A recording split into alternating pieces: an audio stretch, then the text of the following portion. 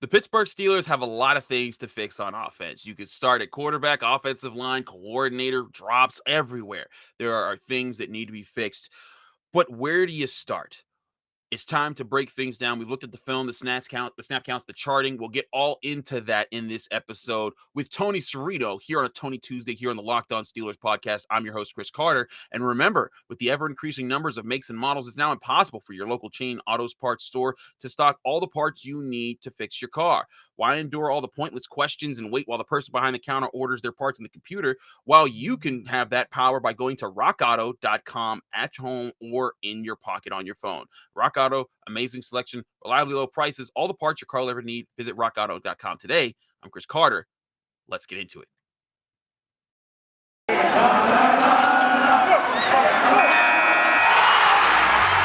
You are Locked On Steelers, your daily Pittsburgh Steelers podcast, part of the Locked On Podcast Network, your team every day.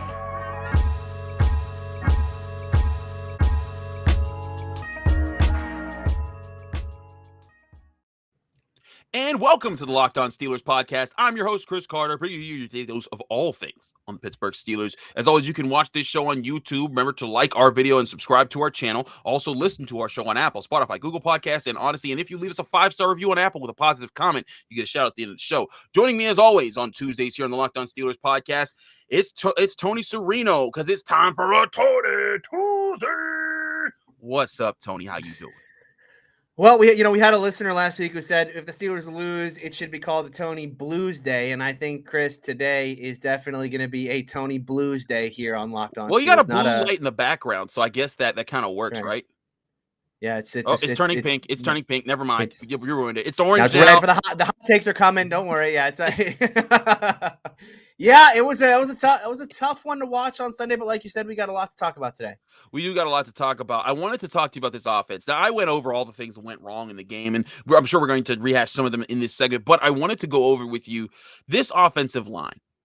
It's struggling at all ends. And again, we knew this offensive line was going to stink. We knew they were going to have their times this year where Dan Moore Jr. wasn't going to be at his best, where Kendrick Green wasn't going to be at his best, where, Chukuma Okorafor might not be at his best, and Kevin Dotson, you hope that he can be the stud that keeps it all together, but he's not being that. Yeah. But how is this group a fixable group? Because the way I look at it, Tony, they're all young. Trey Turner being the vet of the group, but he's still in his late 20s. He's not in his 30s. Yeah.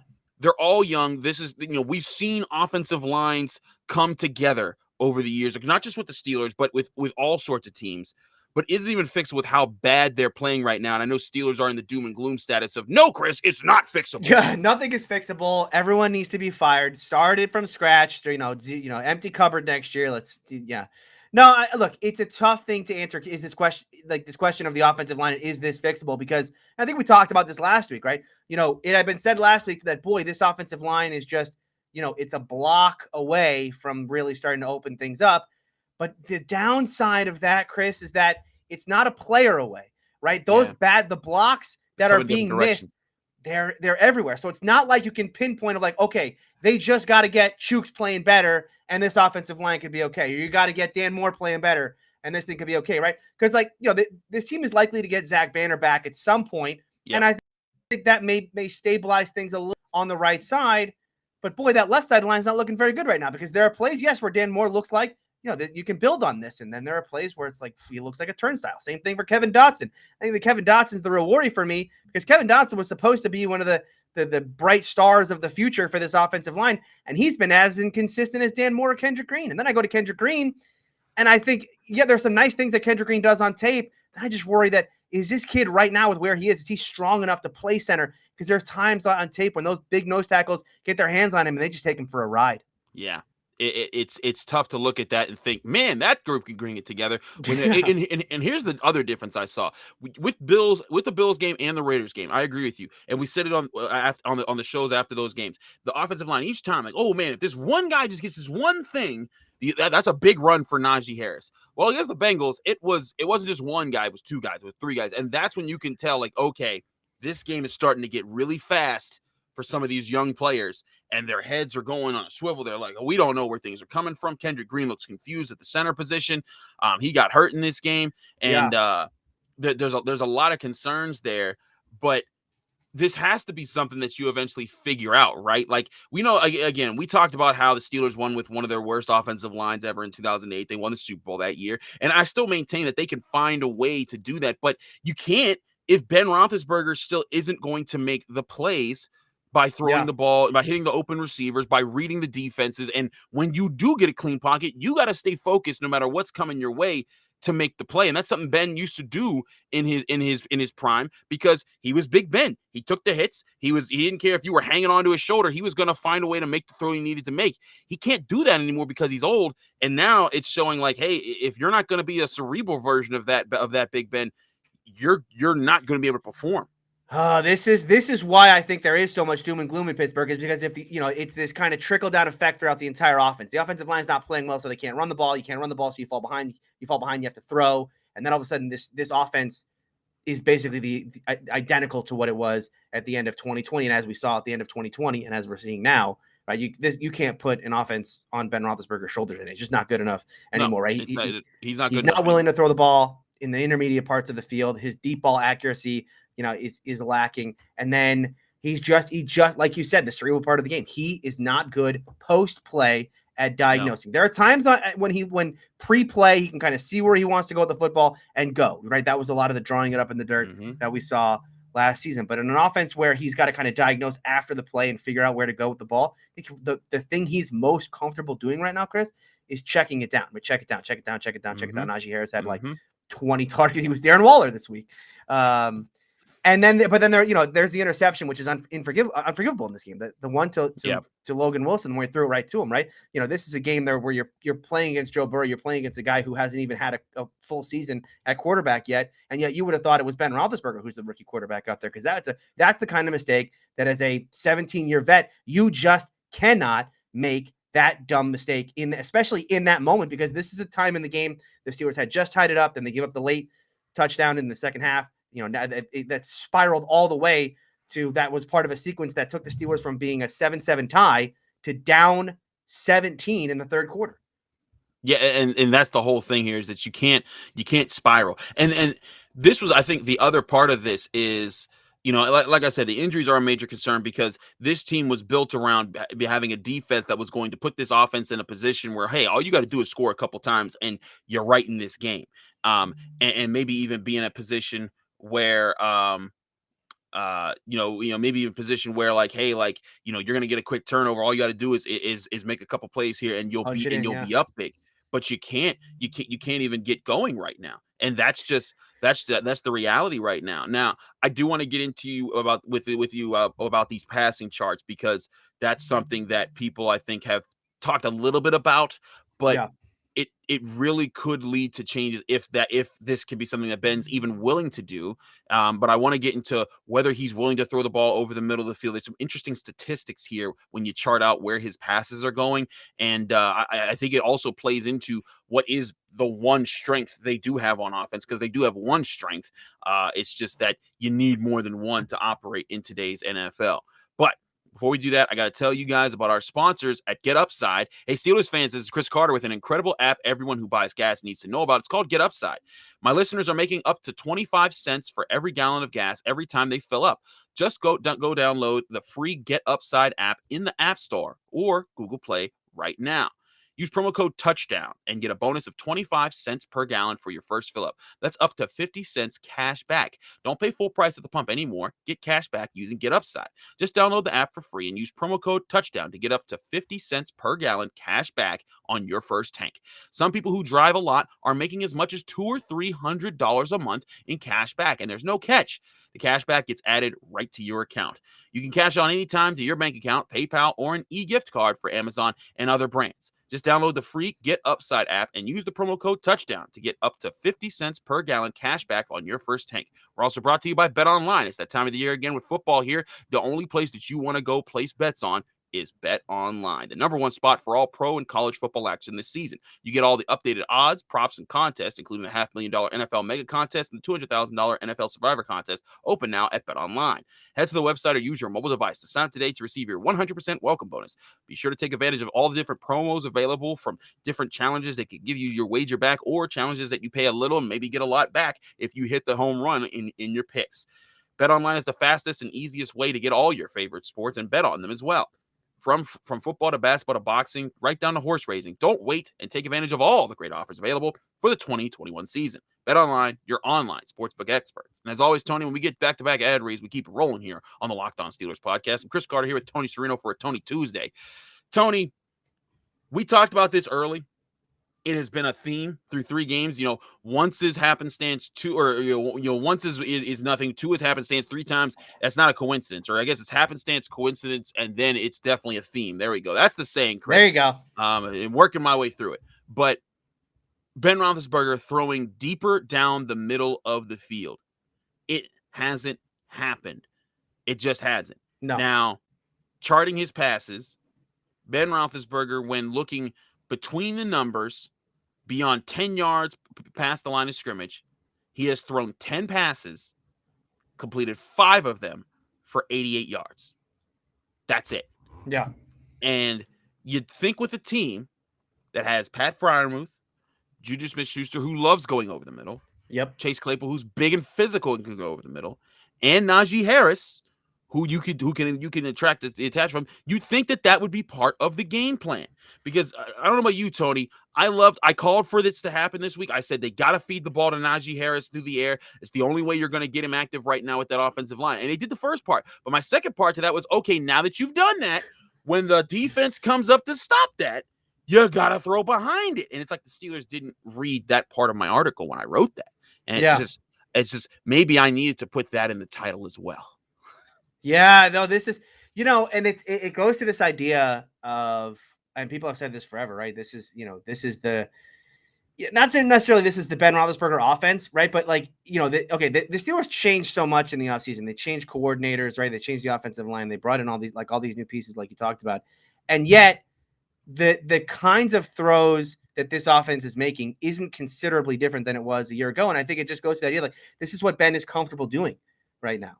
And I guess it shouldn't really come as that big a shock to us Steeler fans, because if you watch Week 17 last year, Mason Rudolph was throwing it all over the field in Week 17. Same offense. Randy Fichtner, offensive coordinator, and yet Rudolph was willing to throw the ball around the field. Ben Roethlisberger is just not. It's just something about him right now that he is just not comfortable. People say his arm is dead and all. They can't make those throws. I don't know that it's it. I don't think that's it either. I think that he right now, whether it's just he's not comfortable doing it, he's worried about turning the ball over. He's not seeing the defense well enough to see those guys come open, or he doesn't want to throw anything that's kind of into a tight window.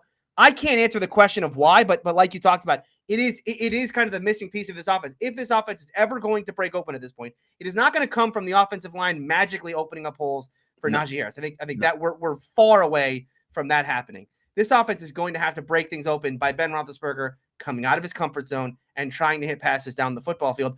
Otherwise, we Steelers fans are going to be watching, 10, 11, 15 play drives, for the rest of the season. And those are, unfortunately, those are likely to be few and far between.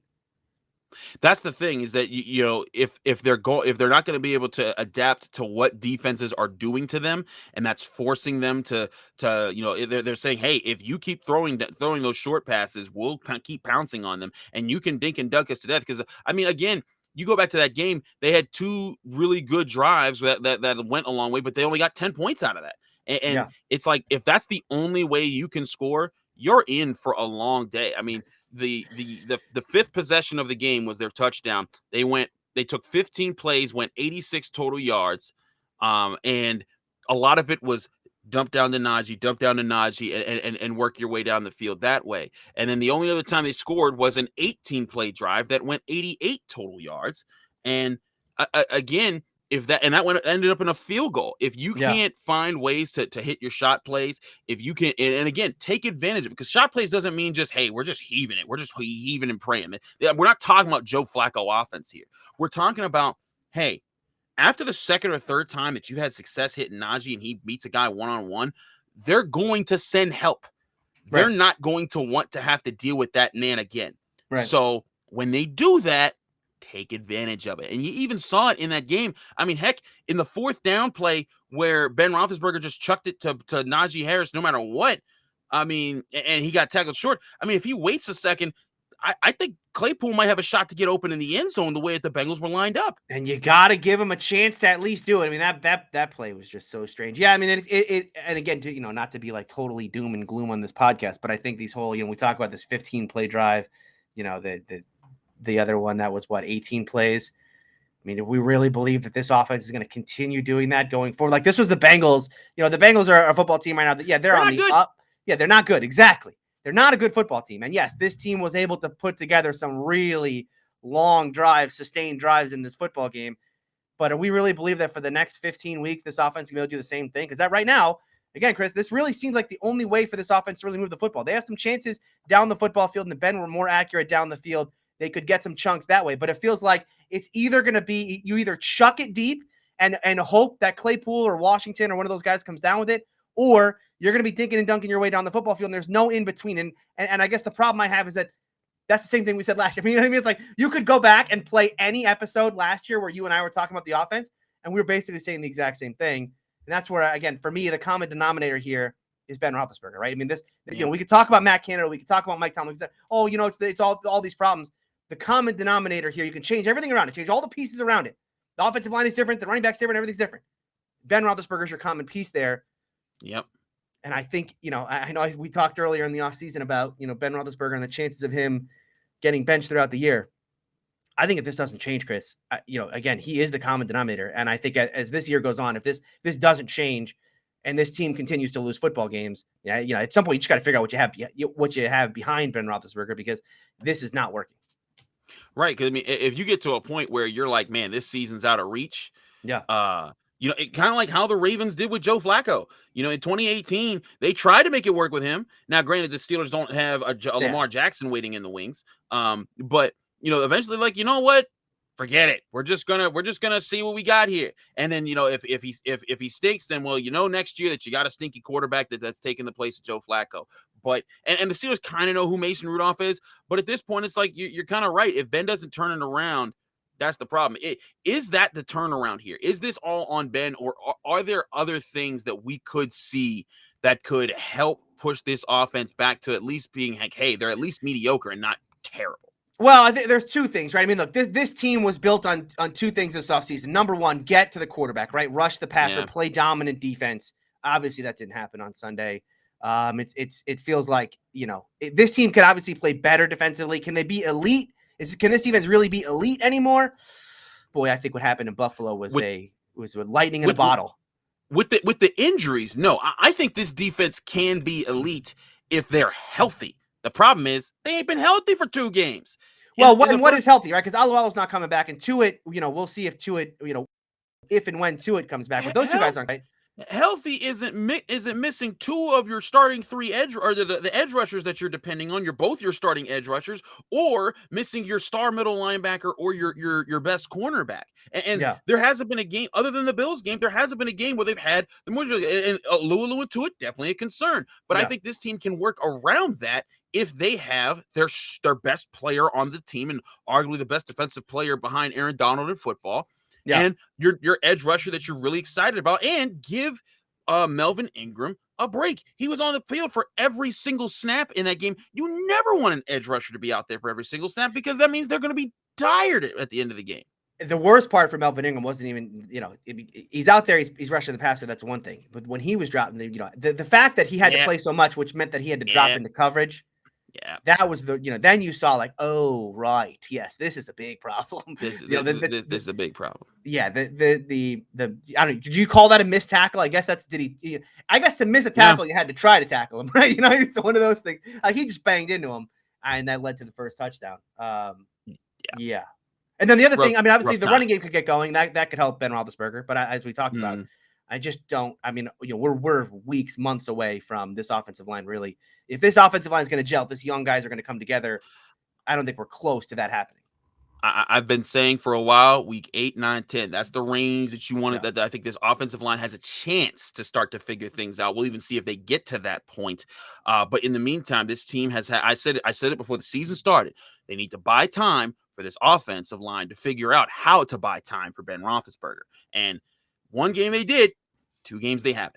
Yeah. We'll see how that continues. But Tony, we're talking about the defense there. We got to get to your guy on defense, James Pierre, the hype train. What's happened to that hype train? We'll talk about that in the final segment of the show. But first, we got to talk to you guys about rockauto.com. Save time and money when using Rock Auto. Why choose to spend 30%, 50%, or even 100% more from the same parts from a chain store or car dealership? For example, a Honda Odyssey fuel pump is $353 when you get it from a chain store. But if you go to rockauto.com, it's only $216. Rock Auto is a family-owned business serving do-it-yourselfers for over 20 years. Rock Auto's prices are reliably low for every customer. They have everything you could need, from brake parts to tail lamps to motor oil and even new carpet. Go explore their easy-to-use website today to find the solution to your auto part needs. Go to rockauto.com right now and see all the parts available for your car or truck. Right, locked on there in there. How did you hear about us box so that they know that we sent you? Amazing selection, reliably low prices, all the parts your car will ever need. Visit rockauto.com today and tell them that Locked On sent you.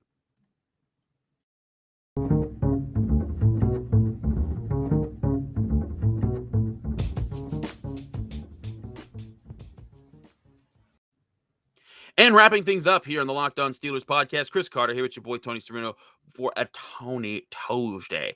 Tony, Yeah. you hyped this up all off season. I did. From February into mini camp, into training camp. Certainly and did through that. 2 games. The James Pierre hype train. That was the hype. You had a lot of people believing. We had people like making shirts about James Pierre. Listen, they still should. They still should, Chris. He did have a really bad beat on Jamar Chase on that touchdown at the end of the first half. And one could argue he doesn't get beat there. Maybe the Steelers stand a much better chance in this game. It's a different ball game if he doesn't get beat there. However, I will remind everyone, okay, that Peyton Manning led the league in interceptions his rookie year. Okay, these things can start a little slow. Manninging us for James Pierre. That's for taking. That's where that's exactly who he's basically the Peyton. He's on track right now to be the Peyton Manning of cornerbacks. That is the kind of pathway he is setting for himself. Is there are going to be a couple setbacks here and there, a couple things where you'd like to have a playback here, a playback there, but what you want to see out of a young player like this, you want to see a little spark, a little hope, right? Peyton gave us that in his rookie year at times, in between all the pick sixes that year. And James did that for us as well, because everyone's gonna talk. Oh, he got beat by Jamar Chase. He did. But are we not going to talk about the other side? He was only targeted twice in this game, Chris. One of them, yes, very, very bad. The other one, very, very good. Nearly tipped it right to Minka. Really, you could blame Minka on that one. Minka probably should have had that one. So listen, he's batting 500 right now. And by the way, if you bat 500 in baseball, I'm not a baseball guy, but I'm pretty sure if you bat 500, you're a Hall of Famer. So that's another in a long line of reasons why James Pierre still not giving up hope yet. I'm not giving up hope. Not giving up hope on him being a Hall of Famer. That's what we're doing. It's not look good so far, Chris. It's not good. I will say this though. He has not looked terrible. That miss aside, that play aside where he gave that was the first a great throw, great catch. The other team has players too, right? Great throw, great catch. Now I will say, why do you got James Pierre in single coverage deep, late in the game, against the Bengals' biggest deep threat receiver? There's some coaching problems there. That's where I would say there or a communication problem. Maybe there was supposed to be someone there and they weren't. I love Minka on the play. Minka's celebrating like incomplete right as the ball's going into Jamar Chase's hands. Right. Because it's live from the press box. I'm like, well, that was an overthrow, and you just see him pluck it, and I'm like, oh, that was a heck of a catch. But I will say, the touchdown that he gave up is still the only touchdown he surrendered. Like you said, he was only targeted twice in the entire game. The previous game against the Raiders, he did give up four receptions on 4 targets, but only for 57 yards, allowed 32 of those yards to be after the catch. But against the Bills, again, where the whole team played really well, he allowed 3 catches on 5 targets for only 23 yards, allowing 7 yards after the catch. And he's had 2 breakups in 3 games. I don't think that James Pierre, like I saw someone came at me and said, "Oh, the cornerbacks are terrible." I'm like, I don't think the cornerbacks are terrible. I mean, I think I think if one guy goes down, they're in a lot of trouble. But I think James Pierre, for being an undrafted guy in his second year with his third game that he's played real time in, Yeah. I actually don't think he's performing that poorly. I just don't think he's a Hall of Famer like you do. All right. Well, we can meet in the middle. We'll say multiple time All Pro, right? We'll meet in the middle, right? Look, he's not. Oh, God. Yeah, no, look, it's not been all bad for James Pierre. Look, he's had some plays here and there. He's a young guy. This is an undrafted free agent who has made a name for himself over the last couple of years and earned his spot to this point. I'd like him to obviously you'd like for him to be playing better at this point. But like you said, he's not a terrible guy. And I do think, this is the second time. And look, the Raiders one is a different play because that's just a well-schemed play on Gruden's part because Minka's going to go with Waller. It is, though, the second time in 2 games now that, the Steelers get beat from one of their reserve corners on a wide receiver in a big mismatch. Yeah, Akil Witherspoon against Ruggs, big mismatch there. And Gruden did a good job of designing that play to go right at Minka so that Minka would go to Waller. This one, like you talked about, I know the Steelers don't really travel their corners. They don't do that. But, man, remember, T. Higgins is out of this football game. Yeah. So Hayden on Chase just felt like that should be the matchup all. Yeah. That should be the matchup all day. So, yeah, I think going forward, like, look, James, if the Steelers aren't going to be traveling Hayden, then Pierre has to step up because teams are going to realize, like, look, if we got to get our number one guy on that side, and we're going to make good things happen. Yeah. So just for the record, is the hype train derailed for James Pierre? We've taken an unscheduled pit stop where we're in for some maintenance right now. Okay. The hype train we're hoping to get back on track soon. We got a really, really, really tough one coming up this week. We don't anticipate the hype train starting up on this upcoming Sunday, but beyond that, I think there's some opportunities there to get this hype train restarted. So you don't think he shuts out Devontae Adams? I think that if I'm Keith Butler, Mike Tomlin, Terrell Austin, Joe Hayden's traveling this week, guys. Joe Hayden is traveling. Well, they're all traveling. They're going to Green Bay. Yeah, I mean, going across. I think it's got to be. The more times James Pierre or Witherspoon or Lane or anyone not named Joe Hayden is on Devontae Adams, the more times that happens, the worse it's going to be for the Steelers. I feel like. Yeah, I think it's going to be tough. But hey, this is how you build a Hall of Fame career. Shut down Devontae Adams when everyone's doubting you, right? Yeah. See, Tony, you got to keep the optimism. That's right. This is the week. Absolutely right. Positive. I should have worn my positive vibes only hat. I don't know what I was thinking today. This is the week. You have a positive vibes only hat? Yeah, I have a positive vibes only hat. Listen, we got to go positive. You want me to go positive vibes only? We'll go positive vibes only. All right, that's where we're at right now. Okay, no negativity in Pittsburgh. It may be a 1-2 football team. Okay, you know who else is 1-2? The Kansas City Chiefs. Okay, so listen, if the Chiefs got problems, the Steelers got problems. No big deal. We're digging ourselves out bit by bit. This is the week it starts. James Pierre shutting down Devontae Adams, shutting down Aaron Rodgers. Future Hall of Famer coming in hot. I love that you have the hats like ready for the show. I'm actually this is not scripted. Like we don't plan these things. I'm basically the carrot top of Steeler analyst. That's who I am. Carrot top. That's your like your banner, like the carrot top of Steelers analyst. And I have better hair too. I have better hair, so that's the other. All right, Tony. This is always fun, man. Here on Tony Tuesdays, let people know they can find you, follow you, and get more of your work. Yeah, you can follow me on Twitter at Steeler Country. You can find me on AFC North Talk. It's a roundtable show all about the AFC North that is on YouTube every Tuesday and Thursday. Give that a look. You can also find me on my YouTube channel, Steeler Country, with Tony Serino. And, of course, here every Tuesday, Tony Tuesdays with my friend Chris on Locked On Steelers.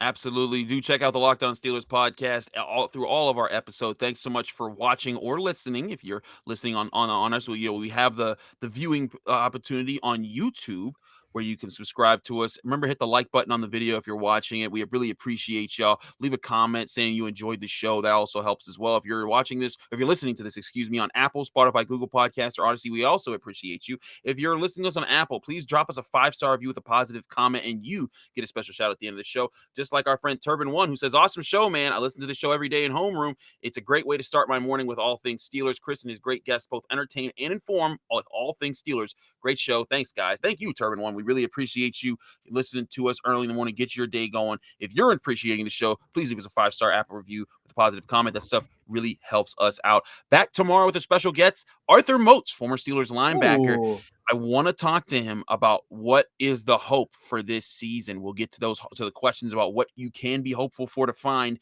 for the Steelers to turn it around. We'll do that tomorrow right here on the Locked On Steelers podcast.